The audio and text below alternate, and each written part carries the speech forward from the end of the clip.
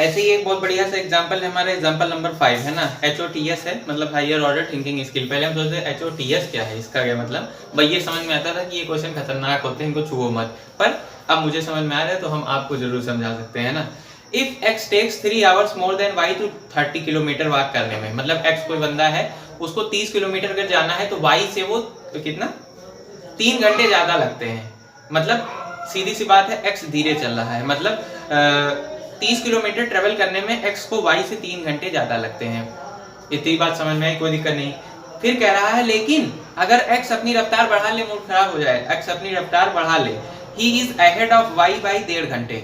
तो अगर x अपनी रफ्तार बढ़ा लेता है तो वो 30 किलोमीटर ट्रेवल करने में y से कितना 1.5 घंटे आगे हो जाएगा, मतलब y जो है स्लो रह जाएगा, पीछे रह जाएगा। तो कहीं ना कहीं दोनों केस में देखो क्या कह रहा है, पहले केस में 3 घंटे कम रह जाता है x, और दूसरे केस में y से 1.5 घंटा आगे हो जाता है। कहीं ना कहीं टाइम को कंपेयर करने की बात हो रही। जितने मैंने आज क्वेश्चन कराया सब में टाइम कंपेयर करना है, मतलब फिर से टाइम कैलकुलेट करो, कंपैरिजन करो, इक्वेशन बनाओ। तो मान लिया इस सबसे पहले तो स्पीड हमको कुछ पता नहीं कितनी है, केवल टाइम की बात कर रहा है, तो लेकिन हमको और फाइनली क्या कह रहा है, find the speed of walking, उन दोनों की स्पीड पता करो। तो स्पीड पता करनी तो स्पीड को ही जाहिर सी बात एक्स वाई मानो, let the speed of x be, अच्छा वो कैपिटल एक्स है ना, कैपिटल एक्स बंदा है तो उसकी स्पीड एक्स हो गई स्मॉल एक्स, और स्पीड ऑफ कैपिटल वाई जो दूसरा बंदा उसकी स्पीड हो गई स्मॉल वाई। ठीक है, किलोमीटर पर आवर में है सब।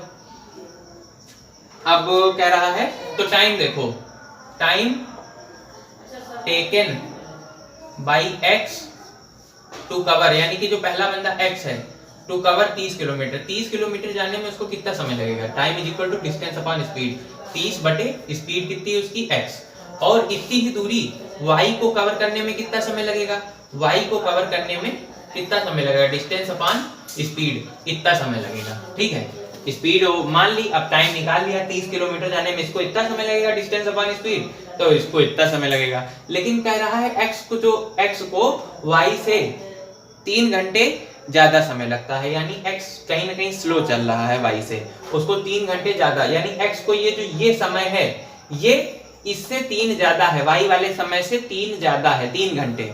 तो इसको लिख लो जैसे कि कह रहा है 30 upon x is equal to 30 upon y plus 3। भाई इससे 3 ज्यादा है ना ये चीज, तो ये बराबर इसमें प्लस 3, तो ये इस तरह हमने लिख लिया 30 upon x minus 30 upon y is equal to 3। ये हो गया इक्वेशन नंबर ए मान लिया है ना। अब इसको सिंप्लीफाई भी कर सकते हैं, सिंप्लीफाई कर लो है ना, 3 जा 3, 3 10 जा 30, 3 10 जा 30, तो ये आ जाएगा 10 upon x plus 10 minus 10 upon y is equal to 1। इसको इक्वेशन नंबर ए मान लिया ये। ठीक, अब दूसरा केस देखो, दूसरा केस देखो भाई, दूसरे केस में अगर x अपनी रफ्तार बढ़ा ले, डबल कर लेता है, डबल से स्पेस, स्पेस मतलब स्पीड, अगर अपनी स्पीड को डबल कर लेता है तो वो y से 1.5 घंटा आगे हो जाता है। यानी कि x अपनी रफ्तार डबल कर रहा है, x की रफ्तार x है तो 2x हो जाएगी, डबल कर रहा है तो। अब टाइम बाई x, यानी 30 किलोमीटर जाने में अब x को कितना टाइम लगेगा जब उसने रफ्तार अपनी डबल कर ली है, time by x equal to distance upon speed, distance 30 ही है, स्पीड डबल कर ली है 2x हो गई, और टाइम बाई y को कितना टाइम लग रहा है, y को तो इतना ही टाइम लगेगा है ना, क्योंकि उसने अपनी रफ्तार में कोई चेंजेस किया नहीं, 30 अपॉन y। अब देखो, अब कह रहा है कि x जो है y से 1.5 घंटा जल्दी भाग रहा है, मतलब x जो है y से 1.5 घंटा जल्दी इस डिस्टेंस को कवर कर रहा है कहीं ना कहीं। तो उसका मतलब क्या है, x का ये जो टाइम है ये 1.5 घंटा कम है किससे, इससे। x का ये जो टाइम लग रहा है वो y से 1.5 घंटा कम लग रहा है, यही तो मतलब है। तो ये क्या हो जाएगा, 1.5 घंटा, 1.5 घंटा यानी कि 1.5, तो ये बराबर किसके आएगा, जितना टाइम y में से घटा दो यही चीज, सॉरी एक second, 30 upon 2x is equal to x को जितना टाइम लग रहा है वो कितना लग रहा है, y से 1.5 घंटा कम, y को इतना लग रहा है तो उसमें से 1.5 घंटा कम कर दो, ये इतना। अब इसको कैसे थोड़ा सिंप्लीफाई कर लेते हैं ना, ये हो जाएगा 2 15 बटे x माइनस 30 बटे y इज इक्वल टू, अब इधर माइनस का साइन डिस्टर्ब कर रहा, कोई दिक्कत नहीं, अभी रहने दो। 2 × 2 = 3, 3/2 ये आ गया। इसको सिंप्लीफाई कर सकते हैं, बिल्कुल कर सकते हैं। 3 × 3, 3 × 10 = 30, 3 × 5 = 15, ये आ जाएगा 5/x - 10/y = -1/2। ठीक है, अब क्या करें? अब कुछ ना करें, इक्वेशन बन गई है, देख लें, इक्वेशन मैच कर लेते हैं। इक्वेशन बन रही हमारी, इसमें क्या माना है? Speed of x bx y kilometre according given condition we have putting 1/x 10/x - 10/y = 1 बन रही है। दूसरी इक्वेशन क्या बन रही है? 30/,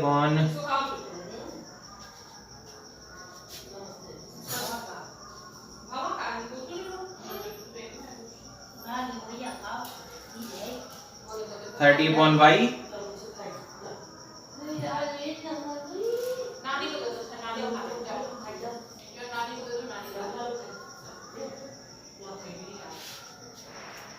सही तो किया है मैंने, क्या गड़बड़ा रहा है? 5/x - 10/y = माइनस का हाफ।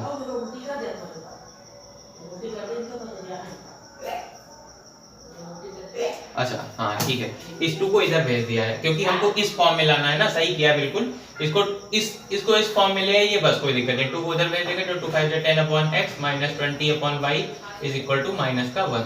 ये आ गया हमारा 10/x - 20/y = -1। और चाहो तो इस माइनस को भी इधर भेज सकते हो, इस माइनस को इधर भेज दो तो साइन पलट जाएगा, ये प्लस में हो जाएगा, ये माइनस में हो जाएगा। -10/x + 20/y = 1। अब इसको सॉल्व कैसे करोगे इन दोनों इक्वेशन को? आपको पता है, वही 1/x को u मान लो, 1/y को v मान लो और अपने हिसाब से मेथड लगा के सॉल्व कर लो फटाक से। ये हो गया हमारा क्वेश्चन। अब एग्जांपल नंबर 6 देखते हैं। ये भी HOTS है, HOTS higher order thinking skills है ना। ये भी देख लेते हैं, बहुत ही प्यारा सा क्वेश्चन है। आफ्टर कवरिंग, पहले तो आप पढ़ेंगे तो आपको समझ ही नहीं आएगा 10 घंटा करना क्या है। मतलब जिस लेवल पे अभी आप लोग हैं क्लास 10th में, तब मुझे भी नहीं समझ में आता था, अभी देखते हैं तो समझ जाते हैं, पहले देख के भी नहीं समझ पाते थे। After covering a distance of 30 km with a uniform speed, there is some defect in a train engine and therefore its speed is reduced to 4/5 of its original speed।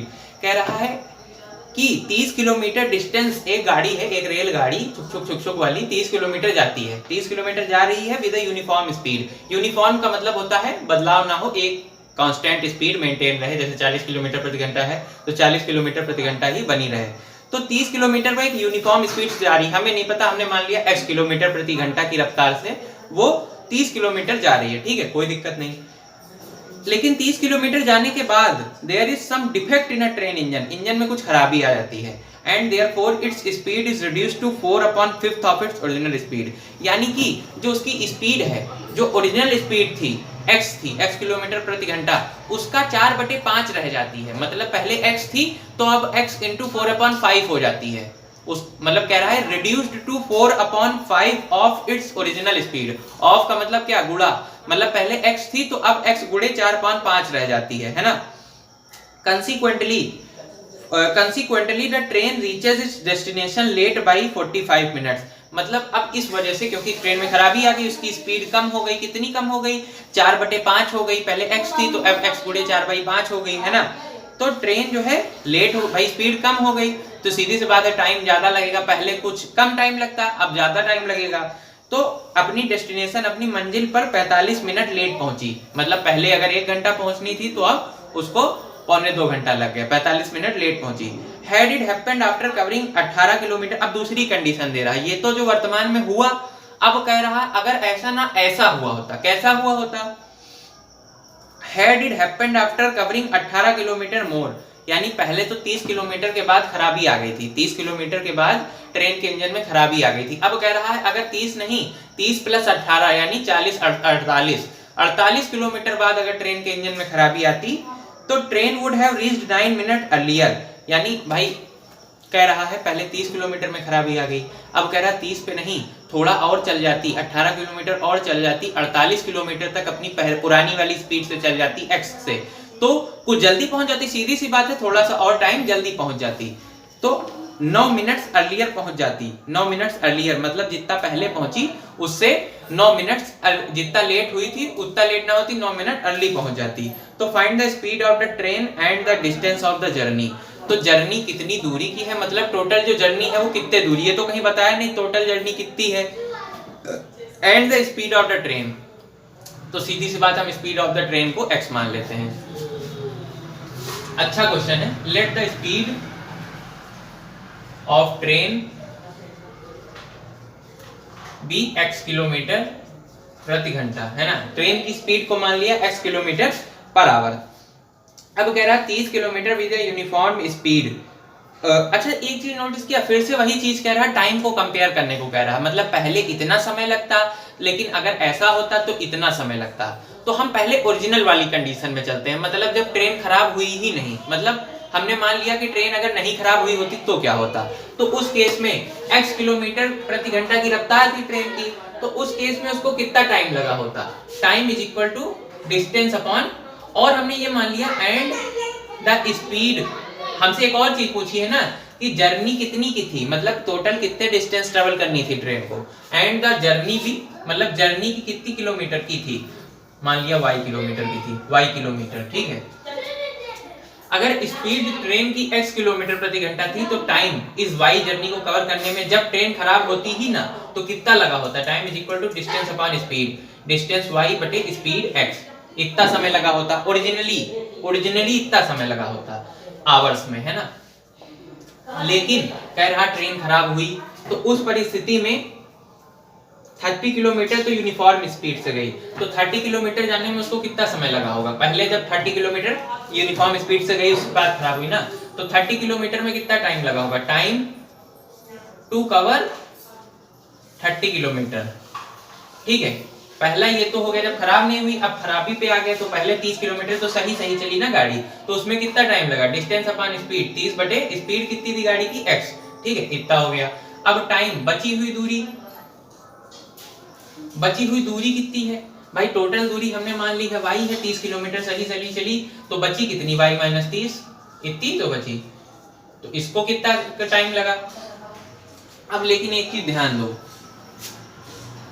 ये जो बची हुई दूरी है उसमें स्पीड x नहीं रहेगी train की, क्योंकि कह रहा है ट्रेन खराब हो चुकी है 30 किलोमीटर के बाद, यानी उसकी स्पीड 4/5 हो गई है ओरिजिनल वाली का, ओरिजिनल स्पीड का 4/5 हो गई है। तो अब स्पीड हम x तो रखेंगे नहीं, घटी हुई स्पीड रखेंगे ना फॉर्मूले में। तो डिस्टेंस कितनी है, distance of time is equal to distance upon speed, यानी y माइनस 30 अपॉन स्पीड कितनी है, ओरिजिनल स्पीड थी x और उसका 5/4 है क्या, 4/5 ओरिजिनल स्पीड थी x, तो कह रहा है 4/5 of its original speed, original speed x का 4/5 यानी कि 4/5 टाइम्स x, ये हो गई speed, divided by 4/5 times x, ये हो गई हमारा स्पीड, ठीक है। अब ये टाइम हमको पता है, लेकिन तो ये तो केस 1 हो गया, इसको लिख देते हैं तो केस 1।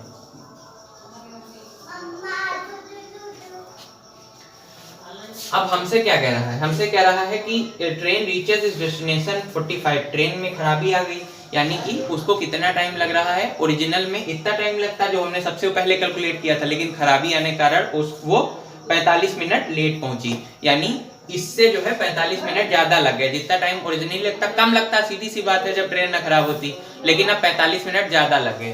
तो ये टाइम जो है जब लेट होने का, टोटल टाइम जब लेट हुई है ट्रेन उस केस में कितना है, 30/x प्लस y माइनस 30, अच्छा इसको और क्या लिख सकते हो, इसको लिख सकते हो y माइनस 30 इंटू 5/4x, है ना, इसको ये लिख सकते हो, यानी कि इसको लिख सकते हो अपॉन 4x, ये लिख सकते हो, है ना। इसको मैंने बस सॉल्व कर लिया ऊपर नीचे ट्रांसफर करके 4x, और ये टोटल टाइम जो है ये क्या है, ये जो टोटल टाइम है ये है 45 मिनट ज्यादा है किससे, ओरिजिनल जब ट्रेन ना खराब होती उससे, यानी कि y/x प्लस 45, लेकिन 45 मिनट जब सारा खेल आवर में चल रहा है तो हमको मिनट को आवर में बदलना पड़ेगा, डिवाइडेड बाई 60 हो गया, कोई दिक्कत नहीं। फिर से समझिए, मुझे पता है ये थोड़ा सा कठिन लग रहा होगा आपको। ओरिजिनल टाइम हमने निकाला जब ट्रेन नहीं खराब हुई थी, फिर जब ट्रेन दूसरी स्थिति जब खराब हुई उसमें भी 30 किलोमीटर ढंग से चली गाड़ी, तो उस 30 किलोमीटर जाने में उसको 30/x समय लगा, फिर बची हुई दूरी y माइनस 30, क्योंकि टोटल दूरी y मान रखी है, तो बची हुई दूरी y माइनस 30 खराब स्पीड के साथ चली, तो उसमें कितना टाइम लगा, इतना टाइम लगा। अब ये दोनों टाइम मिलके पहली वाले टाइम जब ट्रेन खराब ही ना होती उससे कितना ज्यादा लग रहा है 45 मिनट, यानी कि 45/7 घंटे। तो इस तरह से हमने पहली इक्वेशन बनाई। अब इसको थोड़ा सिंप्लीफाई करना पड़ेगा, हालांकि 30/x देख लें एक बार सही जा रहे हैं, 30/x + 5/4x y - 30 = 4/y/x + 45/7 है ना। इसको मैं थोड़ा सा डायरेक्ट लिख रहा हूँ यहाँ पे, वरना बहुत बड़ा जाएगा फिर मिटाना पड़ेगा। तो ये आ जाएगा हमारा सिंप्लीफाई होके 3x - y = -30, 3x - y = -30, 3x - y = -30, ये आएगा। ये सिंप्लीफाई होके आप सिंप्लीफाई कर ही लेंगे, ये आ जाएगा कितना, इक्वेशन नंबर ए। अब भाई दूसरे केस पे आओ, है ना, मिटा देते, नहीं फिर कुछ में हम ही कंफ्यूज हो जाएंगे कि हम थे कहाँ पे। केस नंबर 2 है ना, इसको ऊपर कर दो बॉक्स में। केस नंबर 2 पे आ जाओ भाई, केस नंबर 2 पे आ जाओ। केस नंबर 2 में क्या कह रहा है कि गाड़ी जो है 18 किलोमीटर और चल रही होती, पहले 30 किलोमीटर चली थी, खराब हो गई थी। अब दूसरी इमेजिन कर रहा कंडीशन कि 30 किलोमीटर नहीं, 18 किलोमीटर और, 30 तो चली ही ढंग से, 18 किलोमीटर और ढंग से चल जाती x रफ्तार से ही, तो क्या होता। तो उस केस में train would have reach 9 minute earlier, तो उस केस में उसको 9 मिनट जो है जल्दी पहुंच जाती। किससे जल्दी पहुंच जाती, जो ओरिजिनल टाइम था उससे 9 मिनट जल्दी पहुंच जाती। नहीं, ओरिजिनल टाइम से नहीं भाई, खराब हो रही है अगर तो ओरिजिनल टाइम से क्यों, ओरिजिनल टाइम पे तो सबसे जल्दी पहुंचेगी क्योंकि ट्रेन कॉन्स्टेंटली चला करेगी। यानी कि ये जो टाइम निकला है फेज 2 वाला जो टाइम था उससे 9 मिनट जल्दी पहुंच जाती। तो पहले सबसे पहले देखते हैं 48 किलोमीटर सही चली, यानी कि time is equal to time for 48 kilometre, मतलब 48 किलोमीटर जब ट्रेन चली तो उसको कितना समय लगा भाई। स्पीड तो 48 किलोमीटर सही चली, कोई डिफेक्ट नहीं आया, तो time equal to distance upon speed, 48/स्पीड, और उस केस में स्पीड x रही होगी, कोई दिक्कत नहीं। लेकिन 48 किलोमीटर के बाद यानी बचे कितने kilometre, total journey y kilometre की है तो बचे कितने, y - 48, ठीक है। तो टाइम फॉर बचे हुए y - 48 किलोमीटर, तो वो कितना हो जाएगा, डिस्टेंस y - 48/स्पीड। अब ये जो y - 48 बची, इसमें तो गाड़ी खराब हो चुकी थी ना, तो गाड़ी खराब हो चुकी थी तो स्पीड, अब पिछली कंडीशन में गाड़ी 45 मिनट लेट हो रही थी, पर इस बार क्या है, the train would have reached 9 minute earlier, तो क्या है वो 9 मिनट अर्लियर पहुंच जाती, किससे, पिछली कंडीशन से। 45 मिनट में पिछली बार 45 मिनट लेट हो रही थी, तो इस बार उससे 9 मिनट कम, मतलब 9 मिनट और जल्दी आ जाती। मतलब 45 - 9 कर दो, कितना आ जाएगा, 5 और 36, यानी कि 36 मिनट, यानी कि इस बार वो गाड़ी 36 मिनट लेट होगी। क्यों, पहले वो गाड़ी 45 मिनट लेट थी, पर इस बार उसको पिछली कंडीशन से 9 मिनट जल्दी आ रही है, मतलब लेट तो अभी भी होगी पर 9 मिनट कम लेट होगी। यानी कि पहले 45 थे तो अब 5 और 4 36 मिनट अब लेट हो जाएगी, यानी कि 36 मिनट गाड़ी जो है लेट हो जाएगी। तो अगर टाइम को कंपेयर करें तो टोटल टाइम इस केस में क्या लगेगा, 48/x plus y - 48 divided by 4x, ये टोटल टाइम ये, और ये किससे ज्यादा होगा, ओरिजिनल टाइम से। y/x ओरिजिनल टाइम था, उससे कितना ज्यादा होगा, 36 ज्यादा होगा। ये हो जाएगा हमारा।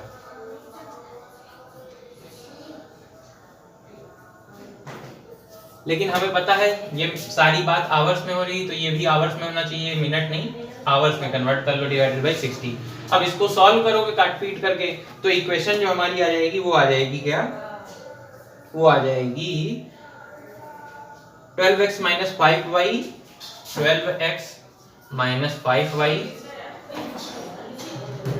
इक्वल टू -240, माइनस का 240, ये इक्वेशन नंबर बी बन जाएगी। अब इन इक्वेशन को सॉल्व कर लीजिएगा, आपका आंसर आ जाएगा। अगर आप कहते हैं तो मैं एक बार सॉल्व भी कर लेता हूं, है ना, सॉल्व कर लेते। कैसे सॉल्व करेंगे इन इक्वेशंस को, अगर आपको फिर भी नहीं समझ में आता है तो आप इसको रिवाइंड करके दोबारा देखिए, है ना। इसको कैसे सॉल्व कर सकते हैं हम, इसको सॉल्व करने का या तो एक तरीका क्रॉस मल्टीप्लिकेशन से, पर उससे बेहतर है यहाँ पे 5y है तो या यहाँ पे देखिए यहाँ 5y है, यहाँ 1y, यहाँ पे अगर 5 से मल्टीप्लाई करते हैं इस इक्वेशन में तो इसको हम उससे काट सकते हैं, यानी 5 3 15x - 5y is equal to -150। ये हो गई, ये 5 से गुणा करने पर इक्वेशन ए को 5 से गुणा कर दिया। अब ये आ गई 12x minus 5y is equal to minus का 240। सिंपली प्लस कर दोनों इक्वेशंस को घटा दो, यानी साइन पलट जाएंगे, माइनस ये प्लस, तो ये कट ये नहीं कटेगा, सॉरी ये नहीं कटेगा, 15 में से 12 जाएगा, 13 से 15 3x, और ये 5y माइनस का प्लस का कट जाएगा, यहाँ आ जाएगा 240 माइनस 0, तो ये हो जाएगा 0 9 5 14, क्या होगा भाई 240 माइनस 150 90 आ जाएगा। हाँ सही है, 90 आ जाएगा। तो यहाँ से 3 जाना है 0, x बराबर आ जाएगा 30, x बराबर 30 आ गया, इसमें पुट कर दो, तो ये हो जाएगा 90 minus y equal to minus का 30, तो 90 प्लस 30 बराबर y, 120 बराबर y x हमारा आ गया 30 और y आ गया 120। और हमने माना गया था स्पीड ऑफ, यानी कि स्पीड ऑफ ट्रेन हो गई 30 kilometre per hour and journey जो है हमारी 120 किलोमीटर की है, 30 kilometre per hour and length of the journey is 120 kilometre. ठीक है, तो ऐसे हो जाएगा क्वेश्चन।